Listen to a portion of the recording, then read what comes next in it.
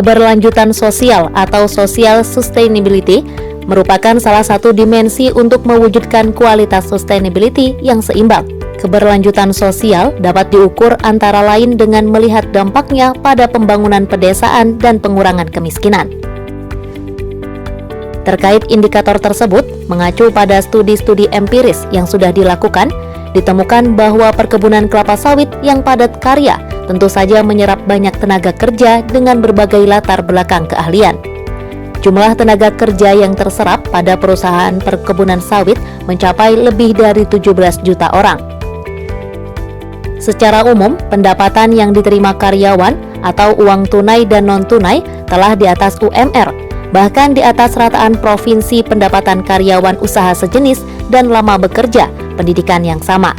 Tidak hanya itu, jumlah usaha petani sawit yang berkembang mencapai sekitar 2,6 juta usaha dengan rataan pendapatan petani sawit jauh lebih tinggi dibandingkan pendapatan petani non-sawit di daerah yang bersangkutan.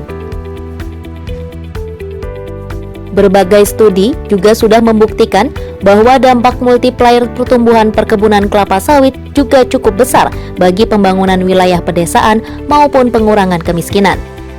Jumlah pemasok barang dan jasa yang dibutuhkan untuk perkebunan kelapa sawit telah tumbuh sejalan dengan pertumbuhan perkebunan kelapa sawit.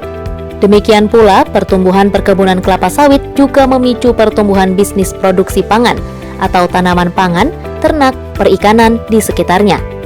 Oleh karena itu, efek berganda dari pertumbuhan perkebunan kelapa sawit, terutama pendapatan dan pekerjaan, juga menarik begitu banyak sektor pembangunan pedesaan. Pertumbuhan ekonomi daerah sentra sawit lebih cepat daripada daerah non-sentra sawit. Pertumbuhan kebun sawit atau produksi CPO signifikan menurunkan kemiskinan daerah pedesaan. Pertumbuhan pusat-pusat pembangunan ekonomi baru di daerah pedesaan yang sebelumnya merupakan daerah terpencil di 235 kabupaten dan 25 provinsi didorong oleh pertumbuhan perkebunan kelapa sawit.